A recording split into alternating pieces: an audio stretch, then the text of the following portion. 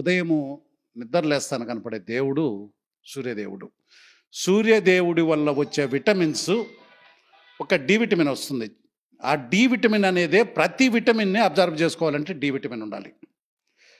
అందుకనే పూర్వకాలంలో రాజులు కావచ్చు, మన శ్రీరాముడు, శ్రీకృష్ణుడు ఎవరైనా కూడా వాళ్ళు గురుకులాల్లో చదువుకునేటప్పుడు నది ఒడ్డుకు వెళ్ళి నది ఒడ్డున ఉదయం సూర్యోదయం అయ్యేటప్పుడు 9 దోసెల నీళ్లు తాగేసి నదిలో నీళ్లు సూర్యుడికి ఆర్ఘ్యమిస్తూ నమస్కారం చేసుకునేవాళ్ళు సూర్యుడిని. అంటే ఏం జరిగేది అందువల్ల అనేసి అంటే 9 దోసెల నీళ్లు తాగటం వల్ల అది ఆల్కలైన్ వాటర్ దొరికేది ఆ రోజుల్లో. నదుల్లో ఎక్కడ చూసినా కూడా pH వాల్యూ తీసుకుంటే ఆ రోజు 7కు పైన నీళ్ళల్లో ఉండేది. ఈరోజు ఆ నీళ్లు లేవు, అటువంటివి దొరకదు. కానీ ఈరోజు మామూలుగా మినరల్ వాటర్ అని ఒక భూతాన్ని ఇస్తున్నారు. అందులో ఏ మినరల్స్ ఉండవు, ఏముండవు. దాంట్లో అది ఆల్కలైన్ కాదు, ఎసిడిక్ ఉంటాయి ఆల్మోస్ట్, లేకపోతే న్యూట్రల్ ఉంటాయి, 6 pH మీద ఉంటుంది. అటువంటి నీళ్లు తాగిన ఉపయోగం లేదు. డి విటమిన్ కావాలి అంటే ఆల్కలైన్ వాటర్ తాగి ఎండలో 45 నిమిషాలు నిలబడగలిగితే డి విటమిన్ ఎంత కావాల్సింటే వస్తుంది.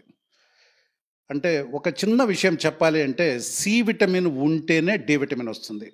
ఈరోజు తీసుకుంటే 100కి 90 మంది జనాల్లో డి విటమిన్ డెఫిషియన్సీ ఉంటుంది. డి విటమిన్ డెఫిషియన్సీ వల్ల జరిగే నష్టం ఏంటి అంటే ఏ ఏ విటమిన్ కావచ్చు, లేకపోతే న్యూట్రియంట్స్ని కావచ్చు, మినరల్స్ని కావచ్చు మన శరీరం తీసుకోలేకపోతుంది. డి విటమిన్ ఉంటేనే మిగతా ఏదైనా కూడా శరీరం అబ్జర్వ్ చేసుకుంటుంది, లేకపోతే లేదు, తిన్న ఆహారం నుంచి తీసుకోగలుగుతుంది. అందుకనే పూర్వకాలంలో సూర్యుడికి అర్ఘ్యం ఇచ్చేవాళ్ళు. ఇప్పుడు నేనేం చెప్తానంటే చాలా ఈజీగా తెచ్చుకోవచ్చు. డాక్టర్ల దగ్గరికి వెళ్తే డాక్టర్లు ఏం చెప్తారు అంటే 7 వారాల కోర్స్ అని ఇస్తారు టాబ్లెట్స్. అది కూడా అబ్జర్వ్ చేసుకోవాలంటే డి విటమిన్ ఉండాలి ముందు. డి విటమిన్ కోసం డి విటమిన్ ఇస్తారు వాళ్ళు, కానీ అబ్జర్వ్ చేసుకోవాలంటే బాడీలో డి విటమిన్ ఉండాలి.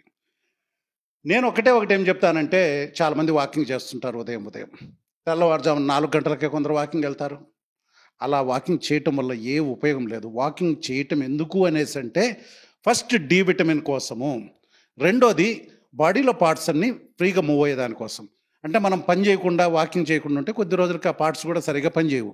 అది మొట్టమొదటిది. తర్వాత రెండోది వచ్చేసి డి విటమిన్ కోసం వెళ్తాము, ఎండలో వెళ్ళాలి. నేను ఒకటి చెప్తాను, రోజు సూర్యోదయం అయ్యేటప్పుడు గోరువెచ్చటి నీళ్ళల్లో నిమ్మకాయ పిండేసుకొని ఆ నీళ్ళను తాగే పద్ధతి ఉంటుంది. ఎండలో కూర్చొని ఒక గుక్క నీళ్లు తాగటం, 10 నుంచి 12 సెకండ్లు నోట్లో ఉంచుకోవటం, తర్వాత మింగేయటం. అంటే ఒక గుక్క తీసుకొని నోట్లో ఉంచుకున్నప్పుడు మామూలుగా నిమ్మకాయ కూడా ఎసిడిటీ, చాలామంది చెప్తుంటారు నాకు గ్యాస్ట్రిక్ ప్రాబ్లం ఉంది, నిమ్మకాయ తాగితే ఎసిడిటీ వస్తుంది అనేసి. కానీ 10 నుంచి 12 సెకండ్లు ఉంచుకోవటం వల్ల పూర్వకాలంలో నదిలో నీళ్ళు ఎలాగ ఉండేటియో ఆల్కలైన్ వాటర్ అలాగా తయారైపోతుంది ఉమ్మి కలిసిన తర్వాత. 8 pHకు పెరుగుతుంది నోట్లో నీళ్ళు ఉంచుకోవటం వల్ల. అందుకని గ్యాస్ట్రిక్ ప్రాబ్లం అని కూడా తగ్గిపోతుంది. సింపుల్, లీటర్ నీళ్ళు తీసుకున్నాం, నిమ్మకాయ పిండుకున్నాం, సి విటమిన్ వచ్చేసింది, నోట్లో 10 సెకండ్లు ఉంచేసుకోండి, మింగేసేయండి. ఎండలో ఉండటం వల్ల డి విటమిన్ వస్తుంది. డి విటమిన్ రావటం వల్ల ఉపయోగం ఏంటంటే నవధాతువులు అంటాం, 9 రకాల న్యూట్రియంట్స్ని మన శరీరం తీసుకోగలుగుతుంది. డి విటమిన్ ఒక్కటి వస్తే చూడండి 9 రకాల న్యూట్రియంట్స్ని మన శరీరం తీసుకోగలుగుతుంది. అందులో number 1 calcium, phosphorus. Calcium, phosphorus రావటం వల్ల మన ఎముకలు గట్టిపడతాయి. ఈరోజు నార్మల్గా పిల్లలందరూ ఏంటంటే 10 గంటలకు నిద్ర లేయటం అలవాటు అందరికీ. ఉదయం 10 గంటలకి ఎండలకి పోకపోవటంతో ప్రతి ఒక్కళ్ళ ఎముకలు పెలిసైపోయినాయి, ఊరికే ఇరిగిపోతాయి. కింద సైకిల్లో పడ్డాడు అంటే సైకిల్ నుంచి కాళ్ళు చేతులు ఇరుగుతున్నాయి. అందుకనే వీధికి హెయిర్ కటింగ్ సెలూన్ల కంటే ఎక్కువ ఆర్థోపెడిక్ హాస్పిటల్స్ అయిపోయినాయి.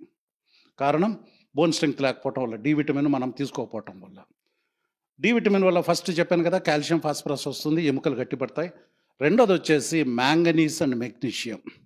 ఈ రెండు రావటం వల్ల మన కండరాలు చాలా స్ట్రెంగ్త్గా తయారైపోతాయి. ఎంత సింపుల్గా తయారైపోతుంది చూడండి. తర్వాత మూడోది వచ్చేసి సిలికాన్ అండ్ బోరాన్. ఈ రెండు ఉండటం వల్ల మనకు ఫీన్స్ కావచ్చు, రక్తనాళాలు కావచ్చు, లేకపోతే మెదడు నుంచి వచ్చే నరాలు కావచ్చు తయారవుతాయి, చాలా స్ట్రెంగ్త్గా తయారవుతాయి. తయారవడంతో మనకు ఏ ప్రాబ్లమ్స్, పెరాలసిస్ రాదు, హార్ట్ అటాక్ రాదు. తర్వాత రక్తం వస్తుంది, ఏది ఐరన్ ఉంటుంది, ఐరన్ తీసుకోగలగటంతో రక్తం ఎంత కావాల్సిన తయారవుతుంది. చూడండి బాడీ కంప్లీట్ తయారైపోయింది. ఈ బాడీ నడవాలి అని అంటే 84 రకాల హార్మోన్స్ కావచ్చు, క్యాటలిస్ట్ కావచ్చు, జీర్ణరసాలు కావచ్చు, సెక్స్ హార్మోన్స్ కావచ్చు, 84 రకాలు ఉంటాయి. ఈ 84 రకాలు అయోడిన్తో తయారవుతాయి. అయోడిన్ కూడా డి విటమిన్ తయారు చేసుకుంటుంది. లాస్ట్లో పొటాషియం. పొటాషియం ఏంటంటే జబ్బులు రాకుండా మనిషికి చేస్తుంది. వాళ్ళకు రెసిస్టెన్స్ వస్తుంది, అంటే జబ్బులు రావు.